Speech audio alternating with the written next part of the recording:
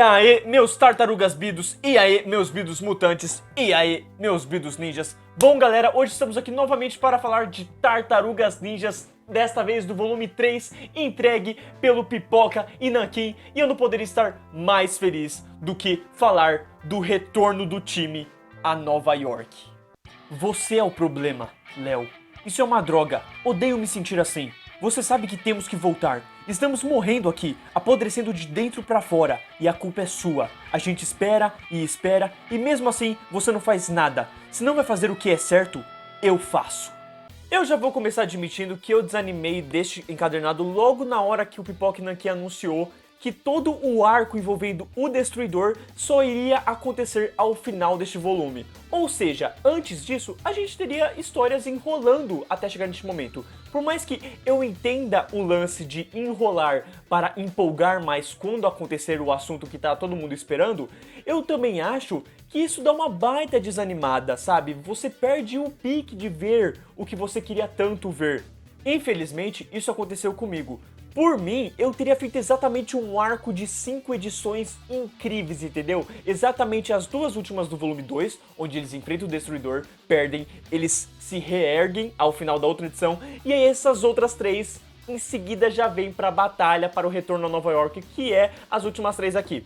Mas não é bem isso que acontece, não é este sonho. O que temos aqui é a volta do Kevin Eastman e Peter Laird trabalhando, não juntos, mas separados. Você tem primeiro 4 edições focando em histórias solos de cada um dos dois, onde ambos escrevem uma história meia boca e uma história da hora, até que finalmente voltam com tudo para o retorno de Nova York. Eles voltam com tudo a trabalhar juntos. Focando nas histórias Água com Açúcar, Kevin homenageia os Intocáveis com o roubo de uma vaca que importa muito para o Casey e traz referências ao filme mesmo, como o início e a roupa que as tartarugas utilizam em um dado momento. Enquanto isso, temos Peter homenageando super-heróis, trazendo uma história doida que lembra o retorno da Sociedade da Justiça, time este que se alia às Tartarugas Ninjas. E bom, é uma viagem de história que na minha visão não combina muito com os irmãos ninja, assim como aconteceu com a história envolvendo os Intocáveis. Ambas histórias não trazem tanto daquela essência que eu tanto amo nas narrativas desta família do esgoto. E então, vem as histórias boas. A primeira edição, escrita pelo Peter Laird, traz uma inspiração total em Rambo. É crítica de país, guerra, o quanto essas loucuras mexem com a cabeça do ser humano e a que ponto eles chegam. Temos as tartarugas super trabalhando em equipe, tendo logo na primeira página uma arte incrível com a mira de um arco e flecha representando o treino da equipe. E depois, deixando ainda mais claro a inspiração por Rambo, há um momento com as tartarugas se escondendo no lago e saindo de surpresa para pegar os vilões por trás. É uma história bacana que ainda finaliza com um suspense reflexivo. E a edição escrita pelo Kevin Eastman, totalmente focada no Michelangelo, é de longe a melhor entre todas as histórias que vieram antes do arco final, que seria o Retorno a Nova York. A história tem um lado bem centrado, uma pegada daqueles filmes de samurai que o grande herói vem para salvar um povo e tudo sendo protagonizado pelo Mike, que mais lembra o Leonardo do que qualquer outra coisa, o que condiz bastante com o final da história e até me fez pensar como a edição solo do Léo que a gente viu no volume 2 poderia ter sido assim em vez do que aquela que a gente leu.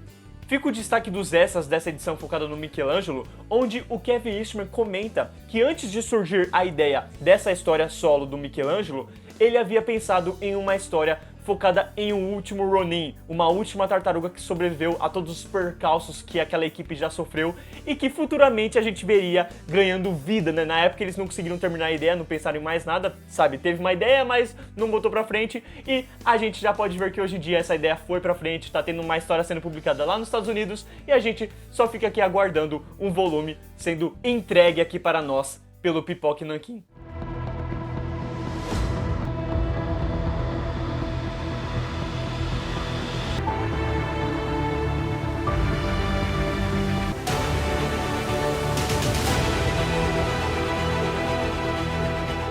E finalmente chega o retorno a Nova York, o arco que reuniria a dupla criativa original novamente e acabaria de vez com o assunto Destruidor. Definitivamente o melhor arco deste volume 3, não acho que seja melhor do que as duas últimas edições do volume 2, mas eu acho que esse sentimento vem mais por conta da demora para chegar finalmente nas Tartarugas versus Destruidor do que qualquer outra coisa. Contudo, a narrativa consegue sim trazer uma empolgação novamente, seja pelo Rafael decidir que não aguenta mais ficar parado e precisa contra-atacar, como pelas surpresas envolvidas com o retorno do Destruidor e a certa participação especial que não só remete ao primeiro encadernado, quanto tem significado para o leitor e a história. As últimas edições são pura ação. Há uma grande clareza de como as tartarugas estão mais estabelecidas, seja pelo maior protagonismo de Leonardo e Rafael, as intrigas que eles têm e que conhecemos em todas as adaptações, quanto o papel de cada um do quarteto em função de uma batalha. Sem contar, e essa parte é extremamente legal, de que só temos as 4 tartarugas para esta batalha final contra o Destruidor, porque é algo que eles precisam fazer sozinhos, entendeu? Sem Splinter, sem Casey e sem April. Dá uma energia bem legal para o arco, que finaliza de maneira épica e quase reflexivo. Dá até pra dizer que você poderia parar a sua leitura por aqui, parar de acompanhar, de comprar todos os encadernados publicados a partir de agora envolvendo as Tartarugas Ninja, porque este encadernado resolve todos os assuntos que eram importantes e necessários para esta família. Sobre os autores da parada, além de Kevin Eastman e Peter Laird, este encadernado reúne outros artistas que ajudaram nas letras, na arte final, um pouco ali no roteiro e por aí vai, sendo eles Steve Lavigne, Jim Lanson e Eric Talbot, do qual preciso destacar o Eric, que traz uma sombra e um tom escuro para os quadrinhos em que participa, onde em alguns se sai muito bem, traz uma sensação incrível, enquanto no arco de Nova York ele acaba exagerando de modo que me incomodou, pois realmente eu não compreendi o que estava acontecendo ali. Nessas horas, uma cor realmente faz muita diferença. Vale destacar o quão interessante é ver a arte dessa trilogia, onde no primeiro tem uma arte bem mais suave desenhada, enquanto a segunda tem uma cor escura e forte que traz uma sensação pesada para a narrativa. E a terceira edição fecha com um ótimo equilíbrio das duas anteriores, exatamente a edição que foi mais trabalhada pelos seus criadores, não à toa a melhor do encadernado. Devo dizer que os extras desses volumes das Tartarugas Ninja são realmente uma cereja de bolo maravilhoso. Seja pelo quão divertido é ver os criadores falando sobre as ideias que eles tiveram, dando curiosidades para nós e comentando sobre os acontecimentos, entendeu? Eles dão certas informações que eu mesmo não havia percebido e eu fiquei chocado com isso. Seja um erro de continuidade, onde isso me deixou realmente bravo, porque você tá literalmente vendo o desenho ali, analisando cada quadro e eu não percebi o erro, como também certas coisas que foram tão sutis para mim que eu não percebi o que estava acontecendo, como um certo momento muito importante no último arco, em que foi tão sutil que eu não percebi se ele estava na arte ali. Na hora que o cara comentou, eu voltei pra página e falei, caraca, olha o que aconteceu, como é que eu não vi isso? Então, isso é muito divertido. O próprio Peter Laird, ele comenta sobre certas coisas que ele não gosta hoje em dia, coisas que ele mudaria, e eu acho isso muito legal porque traz uma sensação mais realista de não só o autor perceber erros que ele cometeu, como também de você como leitor, porque eu mesmo vi os erros que ele cometeu e eu pensei, pô, isso aqui não ficou tão legal, e aí ele vai lá e comenta e eu penso, pô, que bom que ele percebe hoje em dia, pelo menos, tá ligado? Não fica aquela sensação de, nossa, só eu tô pagando de crítico por aqui. Mas ao mesmo tempo que eu elogio todos esses extras e que eu espero que vocês leiam esses extras, eu recomendo demais que vocês pulem os extras do Kevin Eastman, o comentário do Kevin Eastman na primeira parte do arco do Retorno a Nova York. Porque ali ele dá um certo spoiler de como eles pensaram na criação do Destruidor. E esse spoiler é um baita de um spoiler, porque isso só vai ser revelado lá na parte 3 do arco do Retorno a Nova York, entendeu? Revelado na própria história. Então se você lê o extra ali na parte 1, você sabe o que vai acontecer antes de chegar na parte 3. Então eu recomendo que sim, você pula esse extra e você só leia ele depois que você terminar os 3 arcos. Eu acho muito difícil que você faça isso, mas eu realmente recomendo porque é o melhor. Assim, eu realmente não ligo tanto pra spoilers, mas foi um acontecimento ali que eu realmente não esperava. Eu achei que ele só tinha tido a ideia, mas não que ele tinha executado. Aí chegou na parte 3 do arco do Retorno a Nova York e foi exatamente a explicação ali para o retorno do Destruidor, entendeu? Mas, ainda assim, é claro que eu não vou deixar de recomendar para vocês, né, não lerem um extra desse. Extras de criadores são maravilhosos e eu realmente adoraria que mais encadernados de super-heróis, de outros personagens, de histórias, tivessem mais extras como estes das Tartarugas têm. Por fim, devo destacar 2 erros que encontrei. Um na página 13, cadê o ponto de interrogação ali, filho? E na página 155, eu continuamos? O Mike escreveu errado ou foram os caras da edição?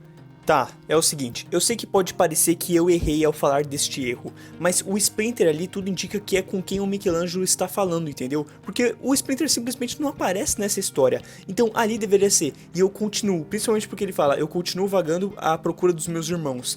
Não faz sentido ser continuamos, porque o Splinter ele tudo indica que seja com quem ele esteja falando, entendeu? Sem contar que tá ali em cima, né, escrito. O certo, se fosse falar Splinter e eu, estaria ali embaixo. E o Splinter não aparece na história, então...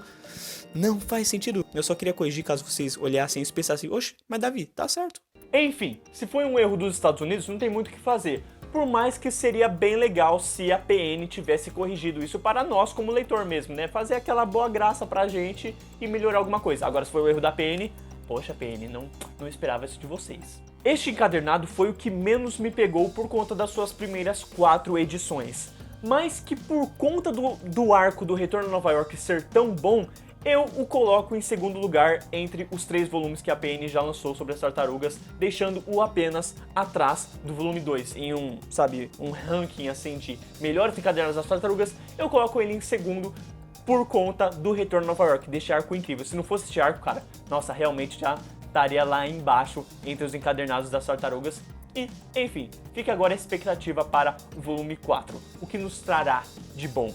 Se você já leu Tartarugas Ninja, deixa aí nos comentários o que você achou do volume 3, se você já leu o volume 3, se você vai comprar ainda. Se você comprar, leia e depois volte aqui para comentar o que você achou, beleza? É sempre bom falar de Tartarugas Ninjas e semana que vem não, daqui uns meses, quando chegar o volume 4, eu estarei aqui para comentar com vocês novamente, beleza? Muito obrigado por assistir o vídeo até aqui, valeu, falou!